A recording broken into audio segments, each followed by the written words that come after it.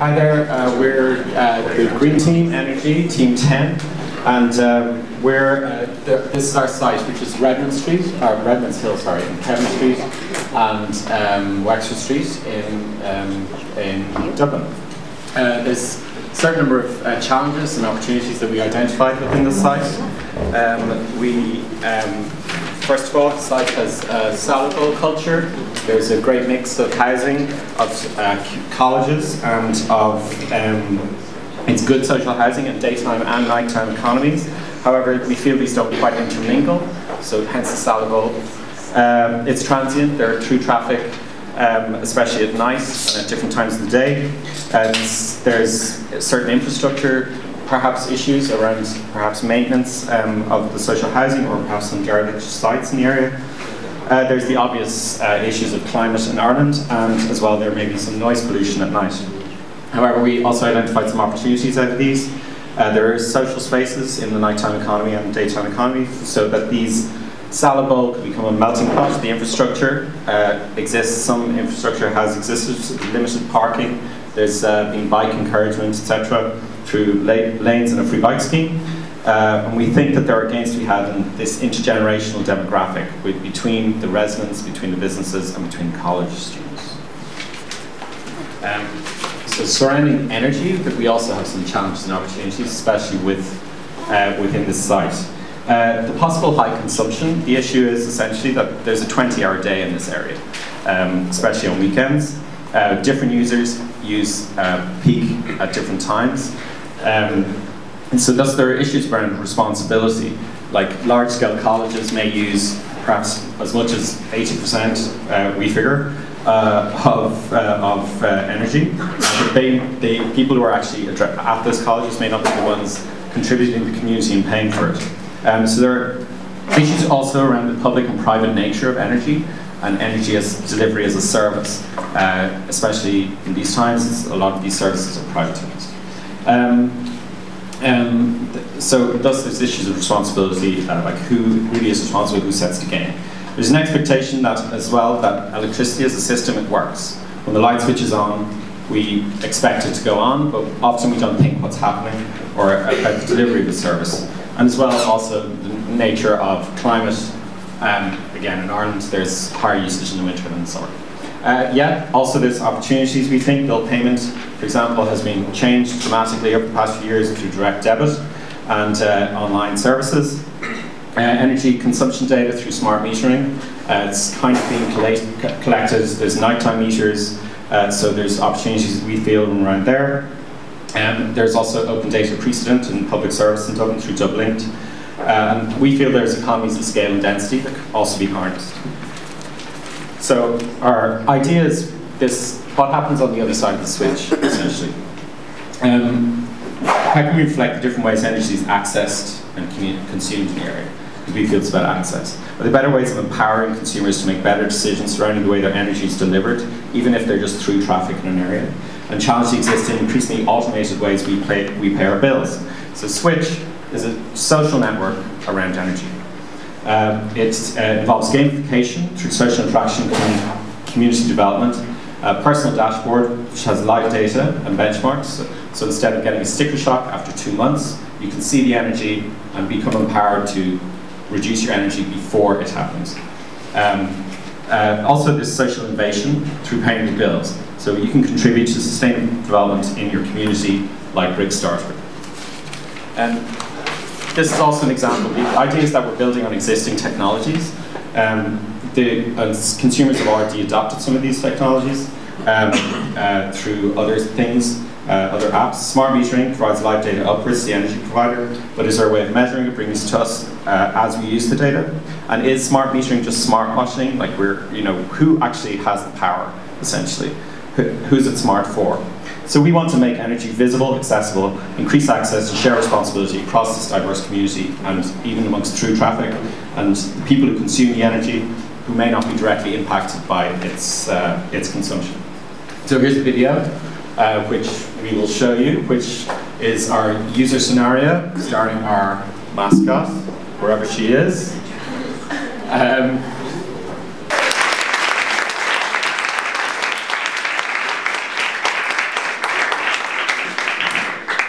impossible to follow that video, but I'm going to try.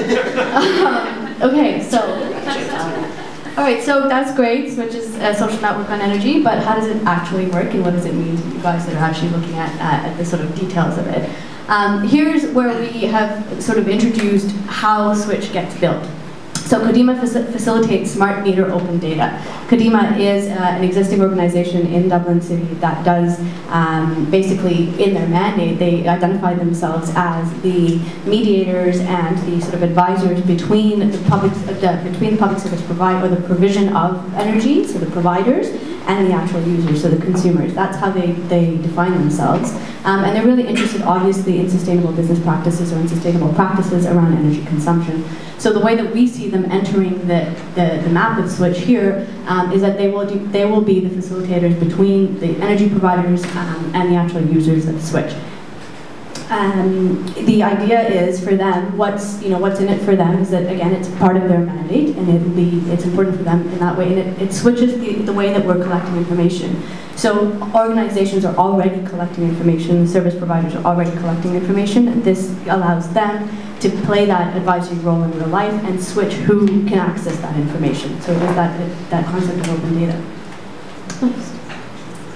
So in terms of the personas, here's one persona. Because it's kind of a community social network, people may double up on personas. One persona is a business as a user of Switch. So if I'm a business owner, say I'm Andy McGuire at DIT, who runs the energy lab there, or I'm a business owner of Spar, which is kind of a convenience store down the street, I can play Switch. And I play Switch, and by playing Switch, I have access to the same cost savings that some of the private industries might have, or the private users might have. I can access the network of consumers and also get the other business and competitor incentives. So, there may be a discount in printing, for example, that's offered that I can then access through the business-to-business network in this game. There's also the idea of, again, that most of the businesses are big, large consumers. There are large consumers in the area. So they can really start looking at how they can play a part and take responsibility for the consumption that they're doing. And they can support community projects in the neighborhood, as well as sort of the infrastructure maintenance projects, and reap the benefits from it. So another user or persona might be an actual business as a sponsor of the program. So who's actually going to, what's the business model, and who's actually going to build it? And the idea is that there will be sponsors of the program that can advertise incentives. So there's advertising space through the sponsors who offer some of their incentives. They can put logos on their windows. So again, I'm part of Switch. It might attract a different consumer in their businesses, in their coffee shops, in their bars. They can also use the business model in terms of sort of, again, being kind of responsible. When you print something out, you usually see that FSC thing on paper. This is a way to say, I'm a business that's doing some stuff around energy consumption. It also, I think, is another important part of the sponsorship piece is that businesses are collecting information on usage. They may not be collecting information on behavior. So not only are you now getting a sense of what people are using, but you're getting a sense of where they're using it, what they're supporting in terms of community projects, what their interests are. If they're interested in sustainable energy, for example, a sponsor might be interested in getting a sense of who might purchase clean energy and where they live in terms of their profile. The last persona, I think that's it. So, yeah, okay, so this is basically the circuit for Switch. This is a circuit for Switch that talks about this holistic approach of what the different approaches, what the different personas do, how they come into the system, and then how they sort of benefit in the end through efficient energy use, but also through joules and incentives.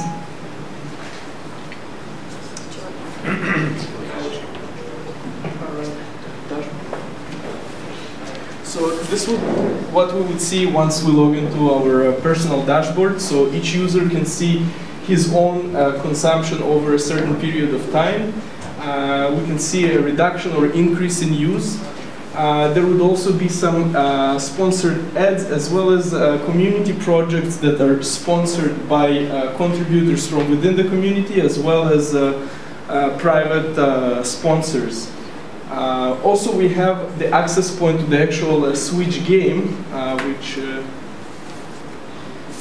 At the game, we can actually see a map of the entire community and all the participating members. Each member can select their own logo to represent themselves. As well, we have top ranking and weekly challenges. On a weekly basis, we would basically post challenges related to energies. And winners of those challenges will receive some sort of gifts by our sponsors.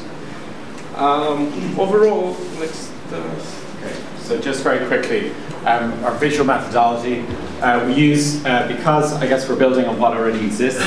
So we have some nerd humor because of Kevin Street is the electrical engineering college, so we have obviously some obvious references, but it's also a language of a call to action. It's kind of an idea of protest posters as well. So this is this idea that you would see these posters. We also have these stickers.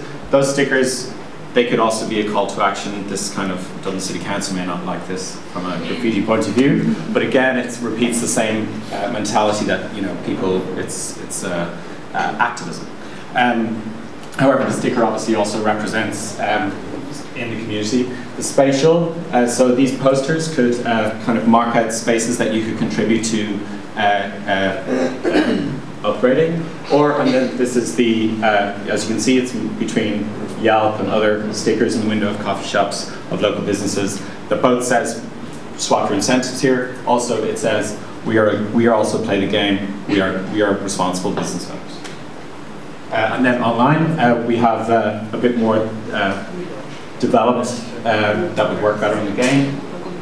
And then you see interactively, it fits into the landscape of social network elements that already exist.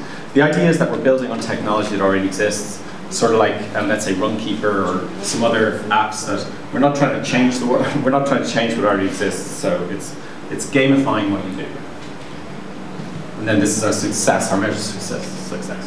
Since we have so many members of the community participating in our little play here, we have various ways of measuring success. From our public standpoint, our information will be fully transparent to the members. So it's not only smart for the companies, it's rather smart for our users. The social network hopefully will get adopted by other existing networks that would help to promote our main goal of improving energy usage.